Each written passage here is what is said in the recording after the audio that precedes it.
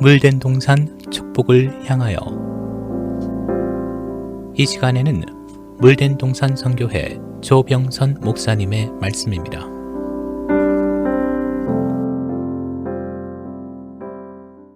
조병선 목사입니다. 오늘은 주님의 네 번째 유언에서 우리가 무엇을 깨닫고 행하여야 하나님의 능력을 받고 사는 삶이 되는가에 대해 말씀을 나누려 합니다. 제6시로부터 9시까지는 정오에서 오후 3시를 가리킵니다. 그런데 하루 중에서 가장 빛이 강렬할 때 온 땅에 어두움이 임하였다고 하였습니다. 이때 주님은 아람어로 엘리 엘리 라마 사박다니 나의 하나님 어찌하여 나를 버리셨나이까 크게 소리질러 네 번째 유언의 말씀을 남기셨습니다. 그런데 지금 누가 누구를 버리셨다고 그 고통 가운데 버림받은 아픔을 절규하신 것일까요? 예수님은 하나님의 본체이십니다. 그런데 나의 하나님 어찌하여 나를 버리셨나이까 이렇게 아버지라 부르지도 못하고 절규하셨던 겁니다. 이 절규는 주님 자신의 고백이 아니었습니다. 주님은 이런 절규를 하실 이유가 없는 독생하신 하나님의 아들이셨습니다. 주님은 하나님의 본체이셨고 죄를 지신 적이 없으신 분이셨습니다. 그런 주님이 이렇게 십자가에서 절규하신 그 이유가 무엇일까요? 하나님 아버지께 받은 특명을 성취하시기 위해서였습니다. 아니, 하나님과 단절된 인간의 절망을 대표해서 온 인류가 지은 죄가 얼마나 중다하고 고질적인가, 그 죄의 깊이가 얼마나 무서운가를 만인에게 보여주셨던 것입니다. 이 순간 예수님은 우리의 모든 죄, 아니 장래 태어날 자들의 모든 죄를 대신 짊어지신 아사셀 양이 되셨던 겁니다. 주님은 그 자리에서 하나님과 단절된 우리 인생의 절망을 대표해서 절규하셨던 거지요. 주님은 염소와 송아지의 피로 아니한 오직 자신의 피로 단번에 하나님과 단절된 인간을 다시 하나님께로 인도하셨다는 사실입니다.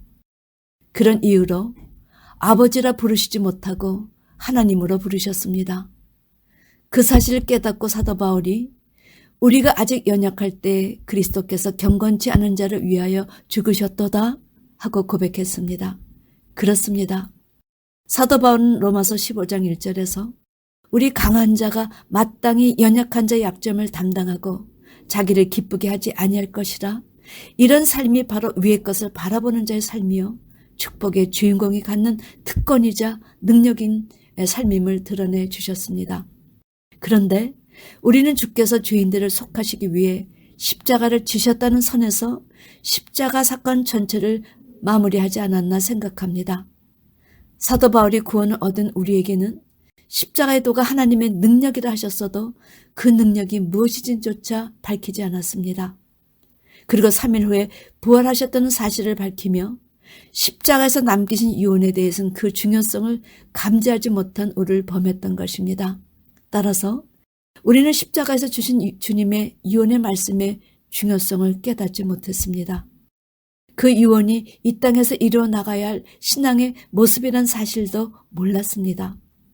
더 그 유언의 말씀을 행할 때 위로부터 하나님의 능력이 임한다는 사실도 간과하지 못했습니다. 그런 이유로 우리가 씻어나가야 할 원죄와 유전죄, 자범죄를 제대로 속죄하지 않았습니다. 특히 원죄는 아담이 지은 죄로 생각하시는 분들이 대다수요. 선악과를 먹었다는 것이 무엇을 의미하는지 구체적으로 모르신 분들도 많다는 겁니다. 우리는 이 네 번째 유언에서 죄에 관해서라면 독생자 아들이라도 버림받는 이 장면을 똑똑히 보게 하신 하나님의 마음을 깨달아야 할 것입니다. 죄 문제라면 제대로 회개해서 이 자리에 서지 말라고 죄의 실체를 보여주신 하나님께 감사해야 한다는 겁니다. 죄를 제대로 씻게 하시기 위한 하나님의 의지와 노력은 참으로 놀랍고 눈물겹습니다. 하나님은 선악과 이후에 죄 문제를 해결해 주시러 율법을 주셨습니다. 그리고 그 죄를 일으키는 마귀를 멸하라고 예수를 보내주셨다는 겁니다. 그리고 다시 죄 문제를 해결해 주시느라 예수님을 십자가에 못 박으셨습니다. 그리고 이 고통의 자리에서 나의 하나님 어찌하여 나를 버리셨나이까 절규하게 만드셨던 것입니다. 그런데도 깨닫지 못하니 성령님을 보내주셨지요. 그리고 성령님을 통해 어떻게 죄 문제를 해결하는가 낱낱이 가르쳐 주셨습니다. 그런데 아직도 그 죄 문제를 해결하지 못한다면 이것처럼 황송한 일이 어디 있겠습니까? 그런 연유로 사도 바울이 죄인의 자리에 서서 절구하셨던 것입니다. 그리고 남을 대신해서 중보기도하는 이런 삶이 얼마나 귀한가. 이런 삶을 우리가 살 때 십자가의 도가 구원을 얻는 우리에게는 하나님의 능력이 임한다 드러내셨던 것이지요. 제가 계속해서 죄 문제와 죽음의 문제를 재조명하는 것은 이런 하나님의 적극적인 의지를 깨달았기 때문입니다. 어떻게 하면 죄 문제, 죽음의 문제에서 하나님의 백성을 구원하여야 하나? 구원뿐만 아니라 어떻게 왕권 성도의 자리까지 도달하게 할까? 예수님의 십자가의 공로가 헛되지 않게 하기 위해서 구원의 문제만큼은 제가 강조하고 또 강조하고 있습니다. 이 죄 문제를 해결해야 죽음의 문제도 해결할 수 있으며 상급까지도 바라볼 수 있기 때문입니다. 네 번째, 엘리 엘리 라마 사막다니 아버지여 어찌하여 나를 버리시나이까. 이 속죄 절규 네 번째 유언에서 우리가 깨달아야 할 것이 무엇인가를 말씀드리려 합니다. 첫째, 하나님은 죄인들을 위해 대신 기도하는 중보기도 사역을 제일 기뻐하신다는 사실입니다. 예수님의 일생의 삶은 중보기도의 삶이셨습니다. 그 새벽 미명에 또는 밤이 맞도록 감람산에서 당신의 백성을 위해 기도하셨지요. 더 겟세마네 동산에서는 얼마큼 중보기도에 전념하셨는가. 히브리서 기자는 히브리서 5장에서 그토록 심한 통곡과 주님의 십자가를 지시고 저들의 영혼을 위해 절규하실 때 하나님이 들으심을 얻었느니라 이렇게 기록했습니다. 이는 주님의 십자가의 공로에 우리 모두 감사해야 함을 일깨워 주신 말씀이 아닐런지요. 사도 바울이 로마서 8장에서 자기 아들을 아끼지 아니하시고 우리 모든 사람을 위하여 내어주신 이가 어찌 그 아들과 함께 모든 것을 우리에게 은사로 주지 아니하겠느냐. 누가 정죄하리요.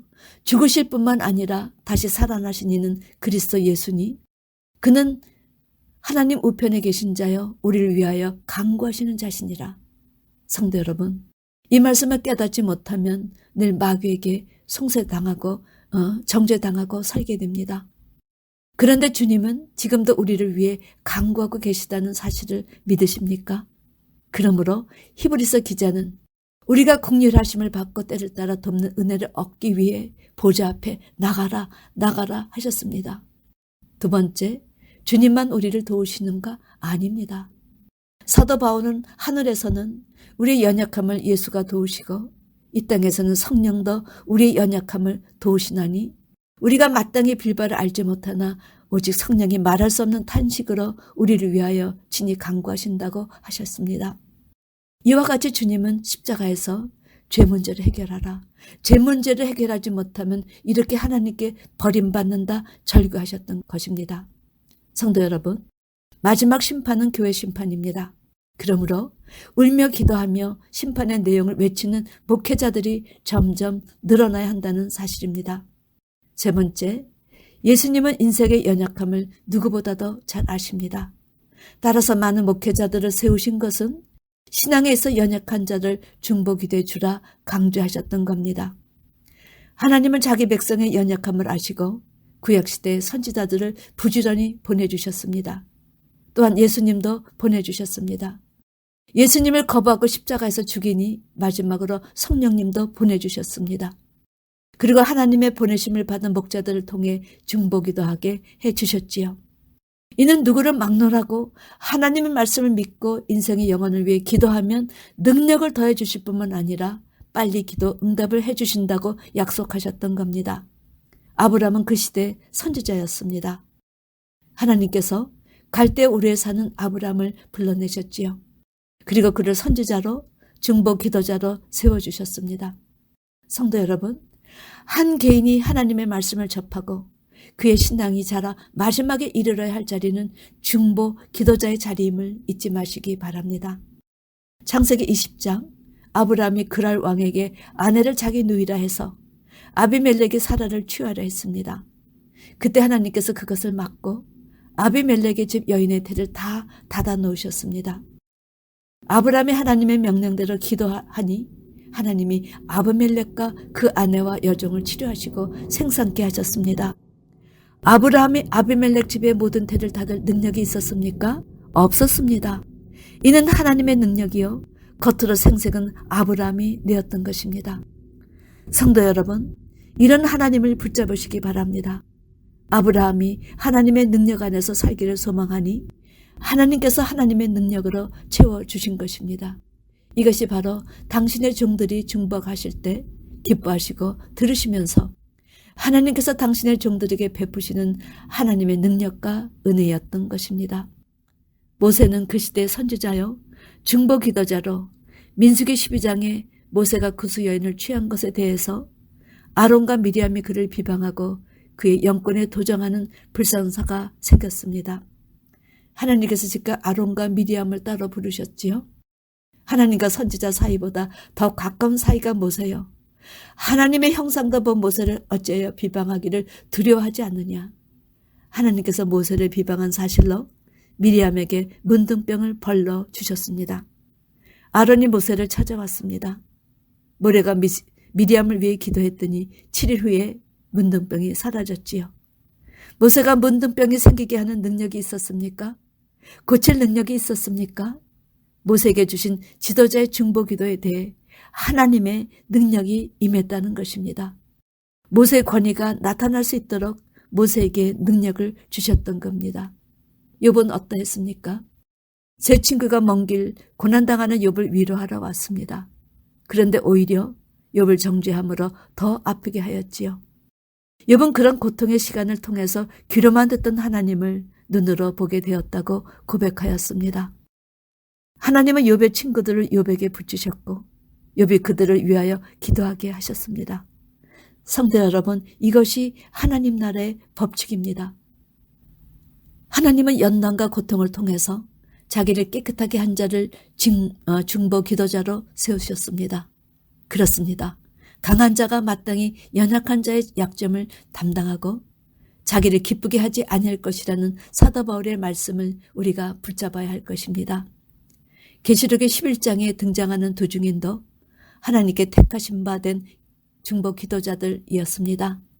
내가 나의 두 증인에게 권세를 주리니 저희가 굵은 베옷을 입고 1260일을 예언하리라.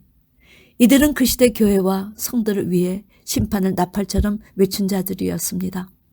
이들은 큰 성 바벨론의 죄에 참여하지 말고 하나님께 돌아오라며 복음을 외치는 선지자여 중보 기도자였던 것입니다. 하나님은 마지막 분초를 다투는 시간에도 중보 기도에 관심을 쏟으셨습니다. 계시록 8장 1절에서부터 보여주신 것은 초대 교회 중보 기도 사명이 얼마나 중요한가를 강조하시기 위해서였습니다. 여러분이 여기까지 볼 수 있어야 합니다. 저는 새벽 기도에 참여하시는 분에게 늘 더 깊은 말씀을 전해드립니다. 하늘에서는 하나님 우편에서 예수님이 우리를 위해 중보 기도해 주시고 땅에선 성령께서 탄식하시며 우리의 연약함으로 위해 기도해 주신다는 사실입니다. 그뿐이 아닙니다. 이 땅에서는 택하신 목회자들이 주의 자녀들을 위해 중보 기도하게 하셨습니다. 성경 전체가 구약에는 참 선지자들이 신약에는 예수님이 십자가에서 그 고통 가운데 중보 기도하셨고 예수님 이후에 성령께서 그리고 주의 제자들이 그리고 이 시대 목회자들이 계시록 8장에서 11장에서 굵은 베옷을 입은 두 증인들의 중보 사역을 보여주셨습니다. 그리고 계시록 22장 마지막 장에서 성령과 신부가 손을 흔들어 주셨습니다. 여기서 신부는 초대 교회를 말하지요. 이제 우리는 이런 공동체적인 기도 없이는 살아갈 수 없는 시대를 맞을 것입니다. 성도 여러분, 주님의 이 말씀에 귀를 기울이시기 바랍니다. 마태복음 18장 진실로 다시 너에게 이르노니 너희 중에 두 사람이 땅에서 합심하여 무엇이든지 구하면 하늘에 계신 내 아버지께서 저희를 위하여 이루게 하시리라. 저희를 위하여 이루게 하시리라. 두세 사람이 내 이름으로 모인 곳에는 나도 그들 중에 있느니라. 여기서도 하나님 나라를 위해서가 아니라 저희를 위하여 이루시라는 이 말씀은 중보기도하는 자들에게 이루시리라는 말씀이었습니다. 우리는 그 일을 위해 부르심을 받은 사람들입니다. 하나님은 우리들의 중보기도를 들으시고 하나님의 능력으로 응답해 주실 뿐만 아니라 그런 능력이 나타난 사람들에게 더 권위를 세워주신다는 사실을 잊지 마시고 늘 중보기도를 하시길 주님의 이름으로 축원합니다. 아멘.